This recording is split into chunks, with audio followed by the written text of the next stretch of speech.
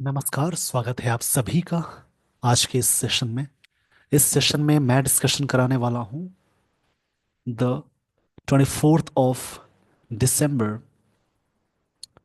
The Hindu newspaper का एक editorial. आज का टॉपिक सेलेक्टिव इंडिसीजन, इसके बारे में समझेंगे। सेलेक्टिव ए वर्ड एजेक्टिव है, इंडिसीजन ये वर्ड नाउन है। जिस किसी वर्ड के लास्ट में यानी सफिक्स में आई वी ई लग जाए, ओ यू एस लग जाए, लेस, उसके अलावा एबल, फुल, ए एल, वो सारे वर्ड एजेक्टिव कहलाते हैं।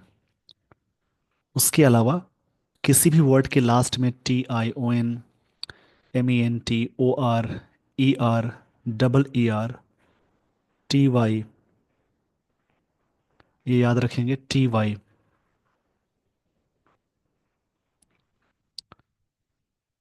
सी E, ness, ism, age, tude, ये सारी चीज़ें जिन वर्ड्स के लास्ट में लग जाए एस आई एस या आई एस, वो सारे वर्ड्स नाउन कहलाएंगे। इसमें कुछ कन्फ्यूजन्स भी हैं जो आप स्टोरी और वर्ड्स को देखकर पता कर सकते हैं कि लाइन में इसका यूज़ कैसे हुआ है।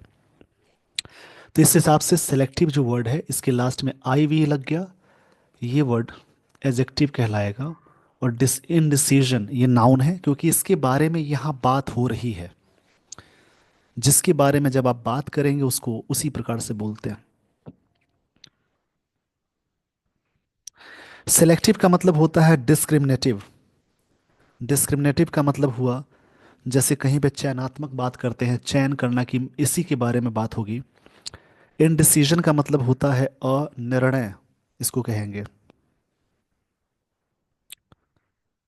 इनडिसीजन। इसका मतलब होता है अनिर्णय।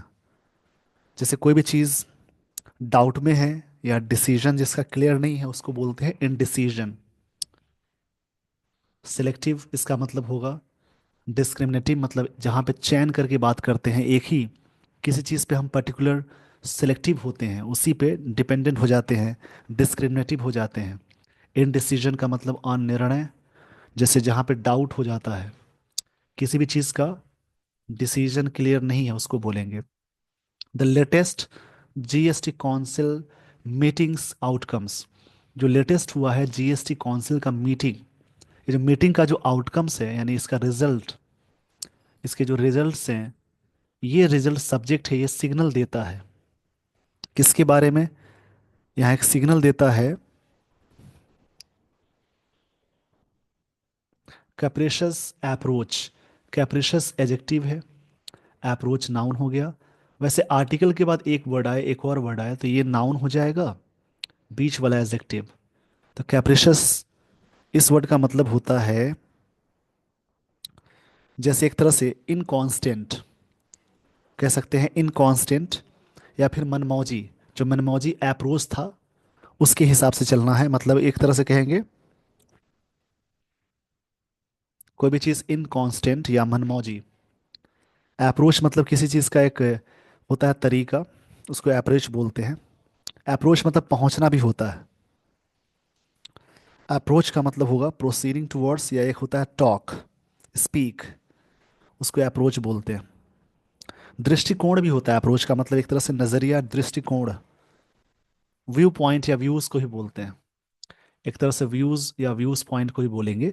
एक वर्ड के कई मतलब हैं, वो सेंटेंस पे ये बात निर्भर करती है किस प्रकार से मतलब निकालेंगे।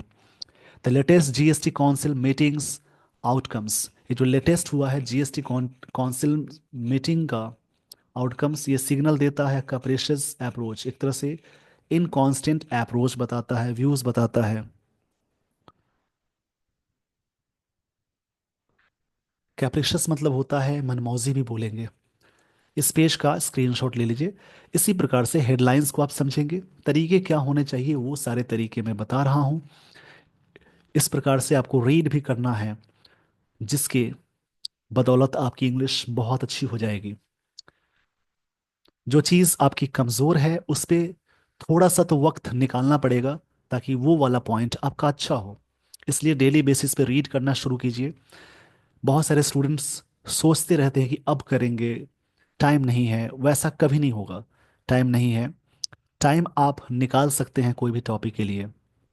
जो चीज़ ज़रूरत की होती है उसके लिए समय निकल ही जाता है। आइए दोस्तों, यहाँ से शुरुआत करते हैं स्टोरी की। वेल इनटू 8 ईयर्स, मतलब 8 सालों का जो ड्यूरेशन है। वेल इनटू मतलब अच्छे से बीतने का सेंस है, इसको याद रखेंगे। वेल इनटू 8 ईयर्स मतलब होता है ठीक 8 वर्षों में of India's revamped indirect tax regime. जो रिजीम है टैक्स का, इनडायरेक्ट टैक्स का, रिवैम्प्ड का मतलब यहाँ पे क्या होगा। जो भी वर्ड्स आपको नहीं आते हैं उन्हें लिखेंगे, समझेंगे, इसी से आपके पास वर्ड का अच्छा पावर आ जाता है।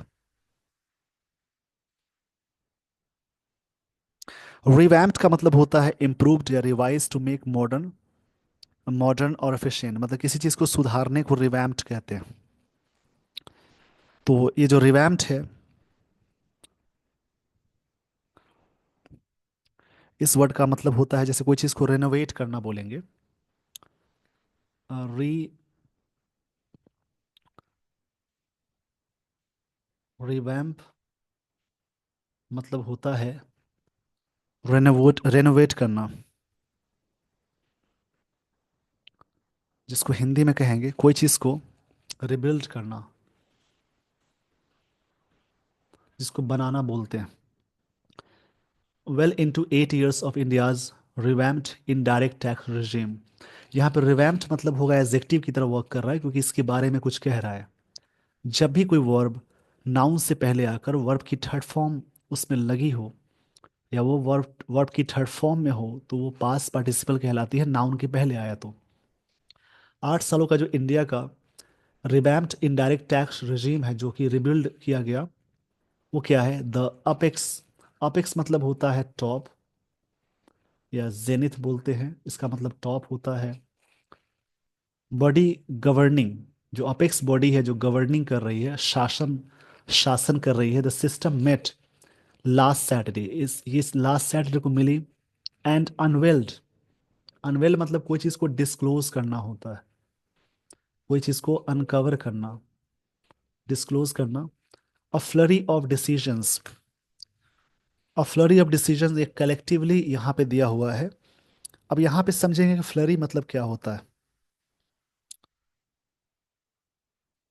फ्लरी मतलब होता है जैसे एक सडन बर्स्ट एक्टिविटी।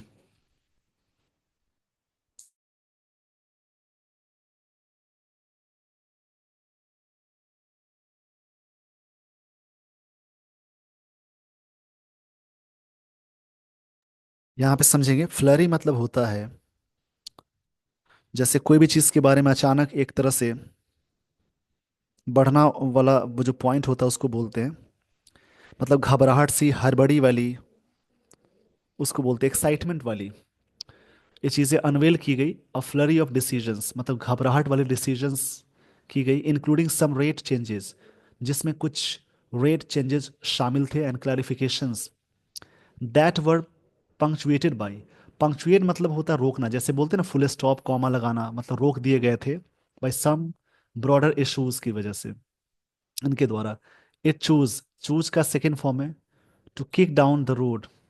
इसको चूज किया गया था किक डाउन करना। किक डाउन मतलब कोई चीज को, ये फ्रेजल वर्ब है किक डाउन। किक डाउन मतलब कोई चीज को नीचे ले जाना, बराबर करना। और जो भी मैप चल रहा था, रोड मैप, उसको किक डाउन द रोड का मतलब कोई चीज को नीचे गिराना, वो सेंस था। लाइन को समझेंगे। द अपेक्स बॉडी गवर्निंग, जो अपेक्स बॉडी है ये सब्जेक्ट है, गवर्न कर रही है द सिस्टम को। ये जो अपेक्स बॉडी मेट मिली लास्ट सैटरडे को, एंड अनवेल्ड की मतलब डिस्क्लोज करना। फ्लरी ऑफ डिसीजंस मतलब घबराहट में जो डिसीजंस खुलासे किए गए, इंक्लूडिंग सम रेट चेंजेस किए गए एंड क्लैरिफिकेशंस दिए गए। ये जो चीज़ें थी that were punctuated by some broader issues, इसको रोका गया था कुछ ब्रॉडर इश्यूज की वजह से। It chose to kick down the road, इसको चूज किया गया ताकि जो भी चीज़ें हैं बराबर करने के लिए, किक डाउन करने के लिए, जो भी चल रही है चीज़ें हैं। इस पेज का स्क्रीनशॉट ले लीजिए। अब यहाँ से समझेंगे, ये तो कॉम्प्लीमेंट वाली चीज़ें थी। अपेक्स कोड सब्जेक्ट है, गवर्निंग कर रही है सिस्टम को। ये जो ये सब्जेक्ट है, इसकी वर्ब ये है। यही चीज़ अनवेल की ये भी वर्ब है वी टू फॉर्म में। फ्लडी ऑफ डिसीजंस, ये कलेक्टिव नाउन के बाद ऑफ लग गया तो नाउन होगा प्लूरल। इंक्लूडिंग शामिल है रेट चेंजेस, क्लैरिफिकेशन एंड, ये चीज़ें जो थी रेट चेंजेस एंड क्लैरिफिकेशंस, उसके लिए दैट यहाँ पे रिलेटिव प्रोनाउन आया। और रिलेटिव प्रोनाउन से पहले जो चीज़ होती हैं अगर वो प्लूरल है तो आगे वर्ब भी लगाएंगे प्लूरल। वर्ब के साथ ये वी थ्री आ गई तो ये समझिए सिंपल पास्ट का पैसिव है। By some broader issues it chose to kick down the road, इसको चूज किया गया चीज़ों को किक डाउन करने के लिए, बराबर करने के लिए, या जो भी उथल पुथल चीज़ें हो गई हैं उसको मिलाने के लिए। ये बात राइटर कह रहे हैं। ये आर्टिकल इकोनॉमिकल है, बट थोड़ा सा डेटा जो भी दिया गया है उनको ज़रूर समझेंगे।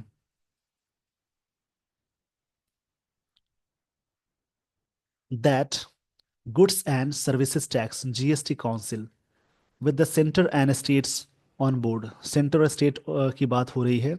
हैड टू वेट मतलब उनको वेट करना पड़ा, सेंटर को भी स्टेट को भी।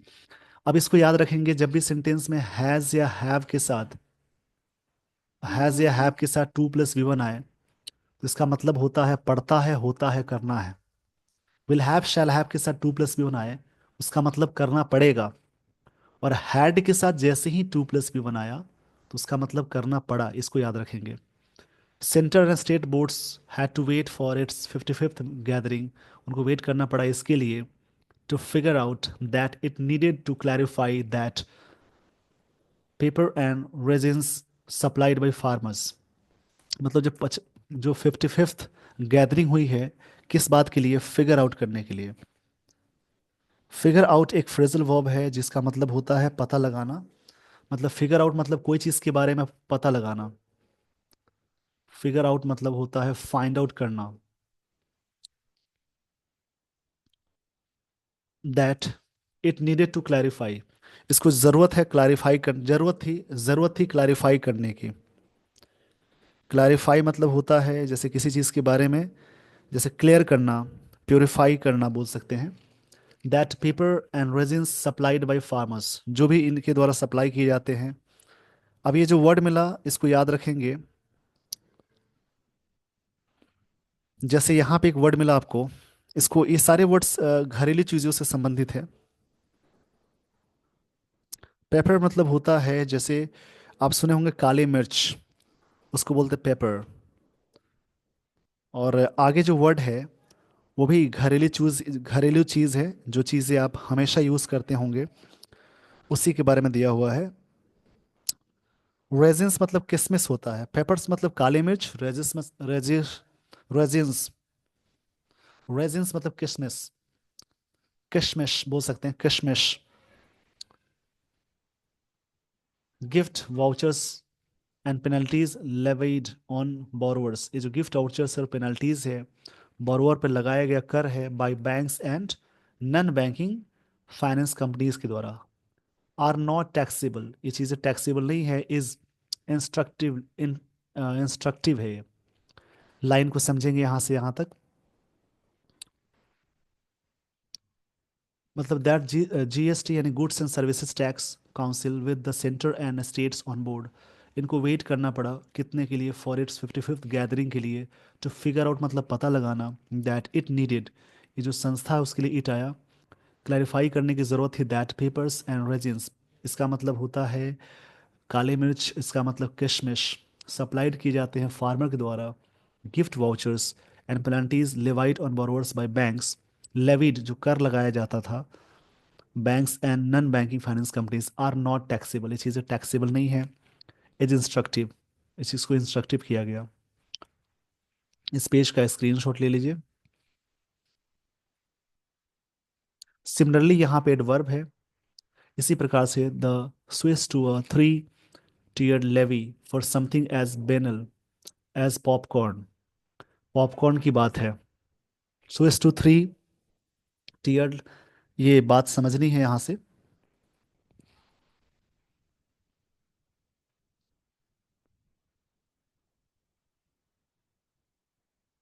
लेवी मतलब कर लगाना होता है, किसी चीज़ पे इम्पोज करना। इम्पोज होता है कोई चीज़ पे कर लगाना, जैसे इम्पोज के सेंस में आता है। और समथिंग एज, यहाँ पे कुछ चीज़ें ऐसी हैं जो कि एज बेनल मतलब लैकिंग, बोरिंग के सेंस में है। बेनाल मतलब यहाँ पे है जैसे कोई चीज़ सामान्य है, लैकिंग ओरिजिनलिटी या बोरिंग, सामान्य निरर्थक चीज़ें बेकार होने के सेंस में है। एज बैनल एज पॉपकॉर्न, जैसा कि पॉपकॉर्न की बात है, डिस्पाइट इसके बावजूद। द रैशनल मतलब तर्क है, of taxing sweetened varies more in the name of health, मतलब इसमें स्वीटेंड वेरीड होता है हेल्थ के नाम पे। अच्छा, इसके बारे में ये दी गई बातें हैं। After all these years is warring, ये चीज़ें क्या है, वॉरिंग है। मतलब पॉपकॉर्न्स पे ये चीज़ें इसलिए स्विच किया गया, किसको, इसको टैक्स लगाना। समथिंग जैसे एज बैनल एज मतलब उतना बेकार है जैसे पॉपकॉर्न, इस पे despite rationale of taxing sweetened, इसके बावजूद कि इसको माना जाता है कि हेल्थ कॉन्शियस होता है, स्वीटेंड होता है, वेरी वेराइटीज होती है, ये very varieties varieties more is in the name of health after all these years is warring, ये चीज़ें क्या है, वॉरिंग है। Such moves neither reflect well on the centre's claim around its hurried. जुलाई 2017 roll out किया गया था, मतलब कोई चीज़ को नया लाना, मतलब इंट्रोड्यूस करना, लागू करने को बोलते हैं।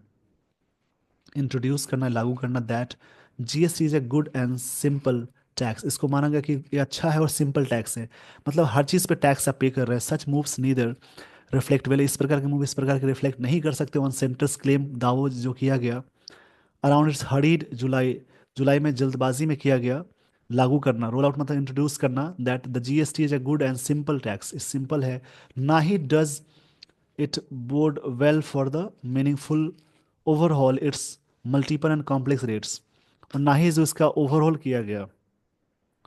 ओवरऑल मतलब होता है कोई चीज़ थॉरो एग्जामिनेशन या रिपेयर करना, ओवरऑल मतलब थॉरो एग्जामिनेशन किया गया कि कितना हद तक ये सही है। मल्टीपल लेयर के टैक्सेस है, मतलब यहाँ भी टैक्स दें, यहाँ भी टैक्स दे, तो इसको नहीं किया गया, जबकि कहा गया कि सिंपल टैक्स है। इस प्रकार के कॉम्प्लेक्स जो रेट्स हैं उसके बारे में बात हो रही है। इस पेज का स्क्रीनशॉट ले लीजिए।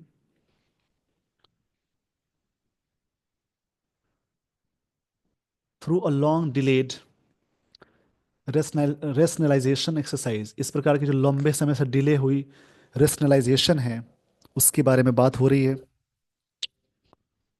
रेशनलाइजेशन का मतलब होता है जैसे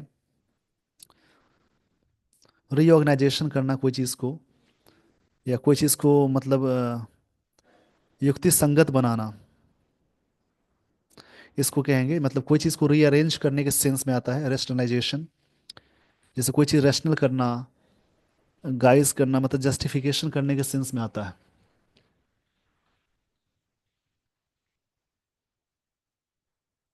date the council also did not bother, bother मतलब परेशान करना होता है।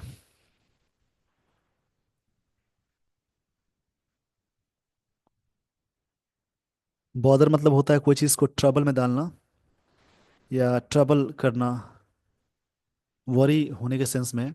जो council did not bother to consider, मतलब बॉदर नहीं किया कंसीडर करने के लिए इनिशियल रिकमेंडेशन जो किए गए थे, सिफारिश किए गए थे ऑफ अ मिनिस्ट्रियल पैनल के द्वारा, टास्क दिया गया था with rejigging in the GST rates, जो टास्क ये था कि जीएसटी रेट में रेजिगिंग करना, मतलब रीऑर्गेनाइज करना, रीअरेंज करना। ये बताया गया था कि the council did not bother, उस पर चिंता नहीं दिखाया कंसीडर करने के लिए जो इनिशियल रिकमेंडेशन दिया गया था ऑफ अ मिनिस्ट्रियल पैनल के द्वारा। ये टास्क था कि विद रिजिगिंग द जीएसटी रेट्स, इसको रीऑर्गेनाइज किया जाएगा, फिर से सजाया जाएगा, क्या चीज़ें होंगी, क्या सही है क्या गलत है, उस सारी चीज़ों पे। नॉट टेकअप, ना ही लिया गया था panel suggestions to review life and health insurance policies, ना ही इसके बारे में सजेशन लिया गया था ताकि रिव्यू करे लाइफ और हेल्थ इंश्योरेंस जो भी पॉलिसीज है उसके लिए। Taxation despite committed commitment to expedite its rethink, इसको एक्सपेडाइट करने की ज़रूरत है, मतलब फिर से तीव्र करना, स्टेप अप करना, रिथिंक करने की ज़रूरत है। ओनली डिमिनिशेस, सिर्फ कम करना expectations from the panel going forward, मतलब एक्सपेक्टेशंस को कम करना है, चीज़ें आगे जा रही है कि आप एक्सपेक्टेशंस मत रखिए।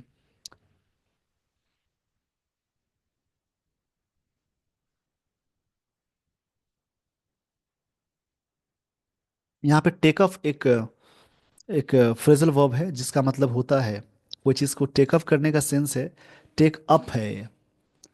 इसका मतलब कोई चीज़ को शुरू करना, बहस करना, स्टार्ट करना बोलेंगे। कि ना ही ऐसा किया गया था कि इस पे रिऑर्गेनाइज करना, ना ही टेकअप अ पैनल सजेशन लिया गया था, पैनल का सजेशंस नहीं माना गया था तो रिव्यू करने के लिए कि life and health insurance policies के लिए टैक्सेशन क्या है। डिस्पाइट, इसके बावजूद, डिस्पाइट के साथ ऑफ नहीं लगाते हैं। A commitment to expedite this rethink, जैसे ऐसा कमिटमेंट ये था कि इसको रिथिंग करेंगे। Only diminishes expectations from the panel going forward, मतलब ये चीज़ें जो कही गई थी कि ये सब करना है, रिथिंक करना है, एक्सपेडाइट पे हम सोचेंगे ज़रूर, लेकिन जो उम्मीदें हैं उसमें डिमिनिशेस किया जा रहा है, सिर्फ चीज़ें आगे बढ़ाई जा रही है पैनल के द्वारा। That the panels head left meeting early, इसी की वजह से क्या हुआ, पैनल के जो हेड थे मीटिंग को जल्दी ही छोड़ दिए। स्टेटिंग इट विल होल्ड फर्दर, इस बात को स्टेट किया गया कहते हुए कि ये चीज़ें फर्दर मतलब आगे की जाएगी, डिलिब्रेशंस ऑन इंश्योरेंस पॉलिसीज पे, इस पे डिलिब्रेशंस किया जाएगा और लेवीज सून इस पे लागू किया जाएगा। इज़ नॉट कंफर्टिंग, ये चीज़ें कंफर्टिंग नहीं है। ये बात यहाँ पे ऑथर कह रहे हैं, थोड़ा सा इकोनॉमिकल आर्टिकल है, इसको समझने की ज़रूरत होती है।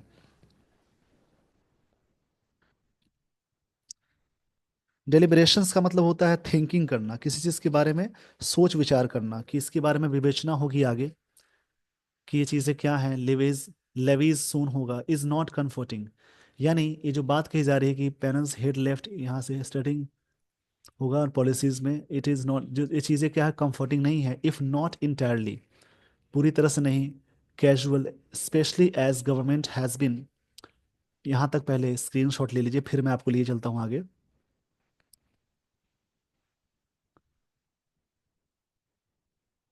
Specially as government has been promising action, चूंकि गवर्नमेंट प्रॉमिस करती आ रही है on this front since budget session, जब से बजट सेशन शुरू हुआ तब से। अब यहाँ पे सिंस मतलब जब से तब से क्या है, इसको याद रखेंगे। जैसे कोई भी लाइंस आती है तो उसको ब्रेक करें, जो भी वर्ड्स आपको मिलते हैं उन्हें तोड़ें, उसी प्रकार से पढ़ेंगे जिससे आपकी इंग्लिश बहुत अच्छी हो जाएगी। डेथरिंग मतलब होता है जैसे जैसे डिलेइंग इन मेकिंग डिसीजन, दुविधा को बोल सकते हैं।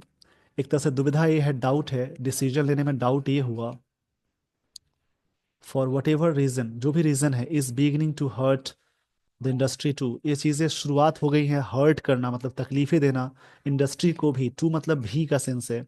इन November new life insurance businesses tanked for the first time, इसको टैंक किया गया था पहली बार this year as consumers held off buying a cover in anticipation of a GST cut.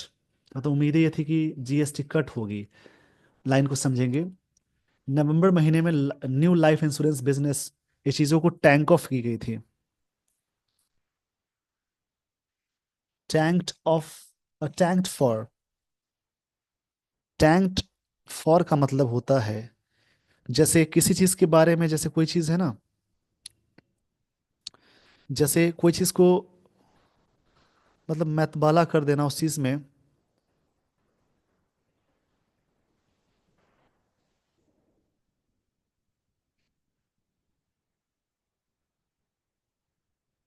इसका मतलब याद रख लेंगे आप, जैसे कोई चीज फिल द व्हीकल फ्यूल, मतलब एक तरह से फेल कंप्लीटली, टैंक्ड फॉर मतलब फेल होना भी होता है, मतलब ये चीजें क्या थी कि इंश्योरेंस जो tanked for the first time this year as consumers held off, consumer यहाँ पे हेल्ड ऑफ दिखाई थी। इसका मतलब होता है अभी टाल देना, मतलब उस चीज़ को नहीं करना, जो चीज़ें लाई गई थी कि टैंक फॉर था, ये चीज़ें फर्स्ट टाइम, मतलब ये चीज़ें शुरुआत करने की बात हो रही थी। As consumer held off on buying cover anticipation, मतलब उन्होंने टाल दिया कि जो भी खरीदना है, जो कवर की जाने वाली एंटिसिपेशन ऑफ जीएसटी का जो है कट, उसको टाल दिया गया था। इस पेज का स्क्रीनशॉट ले लीजिए।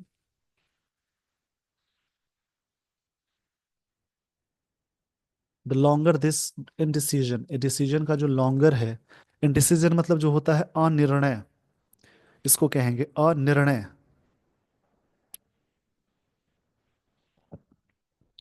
इसको याद रखेंगे। लॉन्गा मतलब कोई चीज़ें लंबे समय से चलती आ रही है उसको बोलेंगे। And the feet dragging on the broader rate rationalisation plan, उसमें फीट ड्रैगिंग किया जा रहा है, मतलब चीज़ों को और घसीटा जा रहा है। लॉन्च्ड ओवर 3 इयर्स एगो, इसको इतने साल पहले किया गया। परसिस्ट, परसिस्ट मतलब होता है कोई चीज़ को रेगुलर रखने को बोलते हैं। परसिस्ट मतलब होता है दृढ़ रहना, किसी चीज़ पर निश्चय करना। The worst will be implications on the consumption that has already turned tentative। मतलब ये चीज़ें क्या है, लॉन्च की गई ओवर 3 इयर्स एगो, परसिस्ट लगातार जारी है। The worst will be implications, इसकी जो वर्स्ट चीज़ें हैं, एम्प्लीकेशन करने का सेंस है, ये चीज़ें क्या है बहुत ही वर्स्ट, मतलब सबसे बेकार बातें कही जा रही है। इम्प्लीकेशन मतलब इसका इफेक्ट जो है, कंसिक्वेंसेज है, काफ़ी वर्स्ट रहा है। On consumption that has already turn tentative, ये चीज़ें क्या हो गई हैं, टेंटेटिव हो गई है, मतलब अनसर्टेन हो चुका है, नॉट फिक्स्ड है। इसका मतलब होता है not fixed, uncertain. And private investment plans that hinge on consumption as well as tax certainty. और जो प्राइवेट इन्वेस्टमेंट प्लान है वो चीज़ें हिंज ऑन है, मतलब निर्भर है। हिंज ऑन मतलब होता है डिपेंड ऑन, किसी बात पे निर्भर होना। कंजम्पशन पे है as well as tax certainty के रूप में है, कि क्या सर्टेनिटी है उस चीज़ पे निर्भर है। इस पेज का स्क्रीनशॉट ले लीजिए, थोड़ा सा इकोनॉमिकल आर्टिकल है, इसको समझने की पूरी कोशिश करेंगे ताकि एक आदत बनी रहे, कॉन्सेप्ट को सीखना है।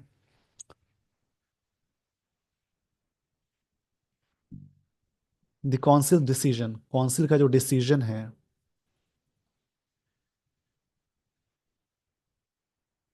To reverse an October verdict, जो भी वर्डिक्ट आया मतलब डिसीजन आया।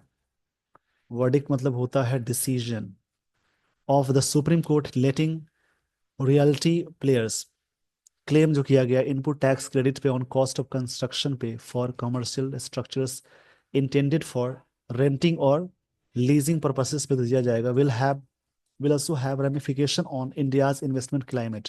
ये चीज़ों में क्या की जाएगी, रेमिफिकेशन की जाएगी, जो भारत का क्लाइमेट चेंज के बारे में है उसके बारे में ये बात कही जा रही है।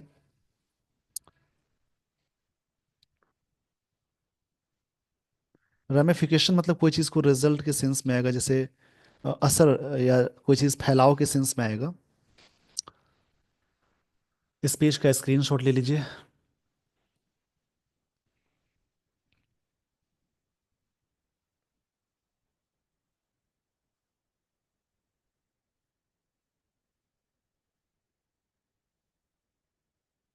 विद लीगल चेंजेस, जो लीगल है कानूनी तौर पे, टू टेक रेट्रोस्पेक्टिव इफेक्ट, किस प्रकार के जो इफेक्ट है।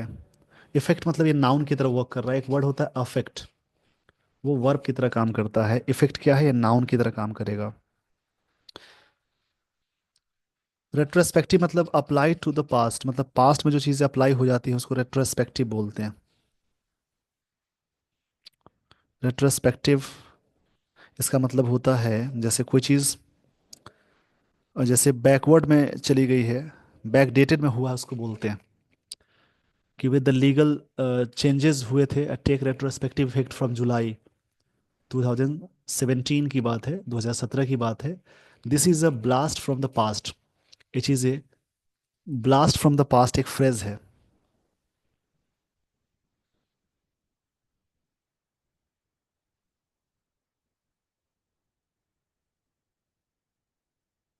ब्लास्ट फ्रॉम द पास्ट का मतलब होता है